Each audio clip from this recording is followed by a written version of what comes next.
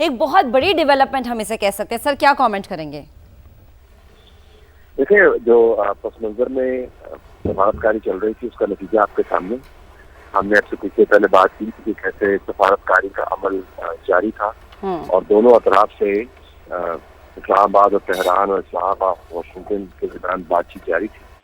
جو آج پہلی کال ہوئی تھی پبلک ہوئی اس سے پتہ چلتا تھا کہ کوئی باوزن چیزیں سامنے آئی ہیں اور اب یہ نتیجہ سامنے آ گیا کہ ایرانی وفد آنے کو تیار ہے. امریکہ کی طرف سے آپ نے دیکھا یہ معاملہ ڈونلڈ ٹرمپ نے بتایا تھا کہ کچھ بڑی ڈیولپمنٹ متوقع ہے. تو ہم پہلے کی طرح وہی منظر دیکھ رہے ہیں کہ جب پس پردہ معاملات طے ہو جاتے ہیں تو پھر ان کو پبلک کیا جاتا ہے. بہت اچھی بات ہے جو ہماری دوبارہ سفارتکاری ہے اس سے کامیابی دکھائی اور تمام تر پبلک بحث اور منہ ماری کے باوجود آپ کو جو پس پردہ بات چیت ہے وہ بانتیجہ ہوتی نظر آ رہی ہے، جس سے پتہ چلتا ہے کہ جو کچھ پبلکلی کہا جا رہا تھا شاید وہ اس پس پردہ جو سفارتکاری تھی اس پر اثر انداز نہیں ہوا تھا. یہ بہت بڑی خبر ہے اور امید کرتے ہیں کہ اب اس کو باثمر بنائیں گے اور یہ حتمی نتیجہ ہوگا.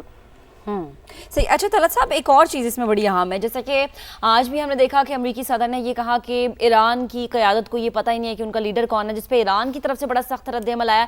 تو یہ جو ایک لفظی جنگ چھڑی ہوئی ہے کیا یہ مذاکرات کو ڈی ریل تو نہیں کریں گے؟ کیونکہ پہلے بھی یہی ہوا تھا کہ بڑے اچھے طریقے سے چیزیں چل رہی تھیں، بالکل اینڈ ٹائم پہ آ کے وہ کہتے ہیں نا بالکل 11th آور پہ آ کے چیزیں ڈسمس ہو گئیں. اب ایک اچھا موقع پھر سے آیا ہے اور پھر سے میزبانی کی پاکستان کو جو ہے یہ ایک ذمہ داری مل رہی ہے. تو یہ جو لفظی ایک جنگ ہے اس سے میرے خیال سے دونوں ممالک کو ذرا رک جانا چاہیے. دیکھیں جنگ تو رکی ہوئی ہے اور اگر آپ جو پبلک اور پریس کے ذریعے سوشل میڈیا پوسٹ کے ذریعے جو بیماری ہے اور امریکہ کی طرف سے جو بدزبانی ہے اور پھر آگے سے تابڑ توڑ جواب ہے ایران کی طرف سے، اس کو اگر آپ بیچ سے منہا کر دیں تو آپ کو نظر آئے گا کہ دونوں سائڈ جو ہیں ان کے پاس بات چیت کے علاوہ کوئی آپشن نہیں ہے. ایران تمام تر کارڈ ہونے کے باوجود بڑا جنگ تو سہ لے گا لیکن متحمل نہیں ہو سکتا اگر اس نے اپنے مستقبل کو سیدھے طریقے سے چلانا ہے. امریکہ کو بھی پتا ہے کہ اس نے جو کچھ جنگ میں سے نکالنا تھا اس نے نکال لیا ہے. امریکہ کے اندر ڈونلڈ ٹرمپ کی جو اپنی پاپولیرٹی ہے وہ زمین کو چھونے لگ گئی ہے. جو ورجینیا کے اندر ریفرینڈم ہوا ہے اس سے پتہ چلتا ہے کہ ڈیموکریٹس کا سارا جو ہے بلند ہو رہا ہے. مڈ ٹرم 60 لگے ہوئے ہیں. جو پر بیرل قیمت ہے وہ $108 کے اوپر تو آج کھڑی ہے جو میں نے آخری چیک کی اور دنیا بھر کے اندر پریشانی اور بے چینی ہے. تو ٹرمپ بھی اس جنگ کو نہیں چلا سکتا. تو جب دونوں نے یہ مان لیا کہ ہم نے مزید جھگڑا نہیں کرنا، عملی طور پر تو ذرا بات چیت کا ٹیبل تو سجنا ہے.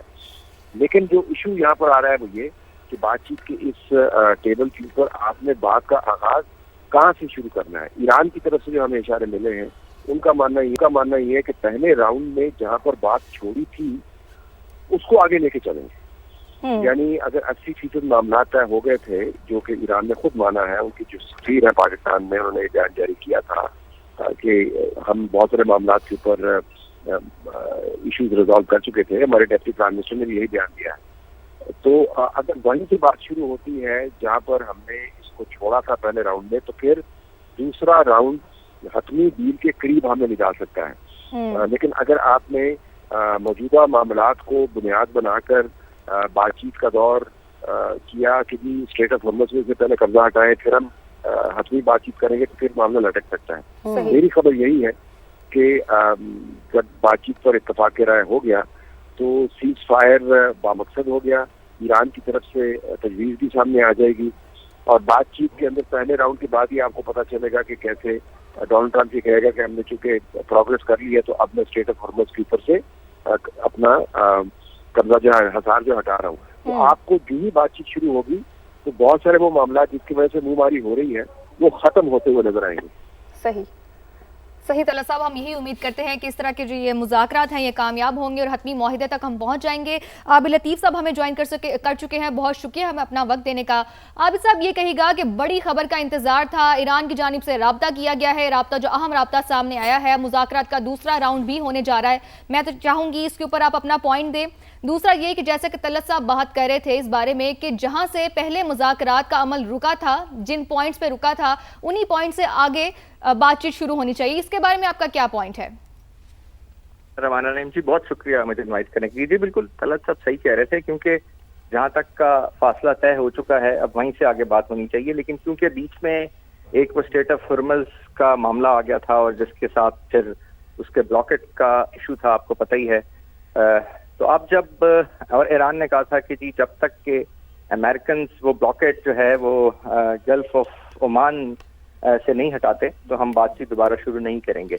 लेकिन अब उनका आना और जाहिर है इस पे पहले जो है वो इस दूसरे राउंड से पहले पाकिस्तान के साथ प्री टॉक्स का होना और यहाँ पे शुरू होना, और उसका मीन टाइम उम्मीद यही है कि इतनी देर में अमेरिका की तरफ से भी ऐलान हो जाएगा। तो आई थिंक ये बहुत खुशाइंद है जी। लेकिन इसमें हम ये जरूर कह सकते हैं कि इस पे कितना टाइम लगेगा, क्या होगा, बट अल्हम्दुलिल्लाह प्रोसेस शुरू हो गया। एक्चुअली प्रोसेस नहीं रुकना चाहिए, क्योंकि जब नेगोशिएशंस हो रही हों, जब आपका एक बहुत ही फ्रेजाइल सीज फायर हो और प्रोसेस रुक जाए, तो आप फौरन दोबारा वापस उस एस्केलेशन लेवल के उस कन्फ्लिक्ट की तरफ आना शुरू कर देते हैं। तो वो जब अब ये शुरू हो गया तो आई थिंक ये बहुत अच्छा है जी। इसके अंदर अब दोनों जो हैं जी, अमेरिकन भी और ईरानियंस भी, जी। अब वो बहुत सारी चीजें बैक चैनल से भी इन पिछले दिनों में होती रही हैं, उनको सॉर्ट आउट करने की कोशिश की जाती रही है।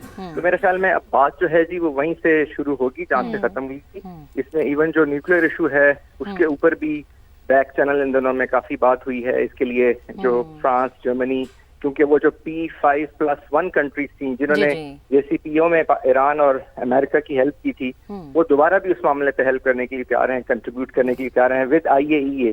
तो आई थिंक जी ये सारी चीजें हो सकती हैं, बट मामला ये है कि ये बैठ के टेबल के ऊपर हल हो सकती हैं। बिल्कुल एग्जैक्टली आबिद साहब, जब तक टेबल टॉक नहीं होगी तब तक इस मसले का हल नहीं नजर आएगा, क्योंकि दुनिया में बड़ी बड़ी जंगें जो हैं वो बातचीत के जरिए हल हो सकती हैं और हो भी जाती हैं। सुमेरा, आपकी तरफ आऊंगी। अब तो इस्लामाबाद, जैसे हम कल तक बात कर रहे थे, दोबारा से मरकज़ निगाह है, तो तैयारियां जरा मुझे बताएं, सिक्योरिटी के इंतजाम बताएं।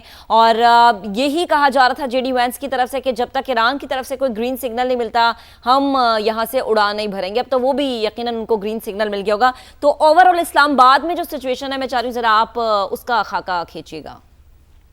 इस्लामाबाद मैंने भी जैसे पहले कहा, Islamabad is all set, Islamabad was set and Islamabad will be set, क्योंकि हमारा रोल बहुत डिफाइंड है, कॉन्टूर्ड है, और उसमें किसी किस्म की कोई कंफ्यूजन नहीं है, क्योंकि हमें पता है कि हम इसमें गारंटर्स नहीं है, हम फैसिलिटेटर्स हैं, हम उनके कोऑर्डिनेटर्स हैं, और हमने उनको एक जगह, एक मौका फराहम किया है कि वहां बैठकर वो अपने तमाम ग्रीवेंसेस को आपस में बैठ के सॉल्व करें। फरीकैन ने ही फैसला करना होता है एंड ऑफ द डे। सिफारतकारी खास तौर पे शटल डिप्लोमेसी में सबसे बड़ी जिम्मेदारी यही होती है कि आप न्यूट्रल रहते हुए बिल्कुल परफेक्टली आप फरीकैन को कितने मौके देते हैं, और वो आपने भी देखा अनथक यहाँ पर कवरेज जारी है, खासतौर पे ऐसे माहौल में कि जहाँ पाकिस्तानी मीडिया ने काइट फ्लाइंग के बजाय या ब्रेकिंग न्यूज के बजाय, जैसे उस दिन तरह सा भी प्रोग्राम में बात कर रहे थे कि ये बड़ा मुश्किल होता है जर्नलिस्ट के लिए कि ब्रेकिंग न्यूज उसके दरवाजे पे पड़ी हो और वो फिर भी ना दे, सिर्फ इसलिए कि एक सेंसिटिव जो प्रोसेस है वो सैबोताज ना हो।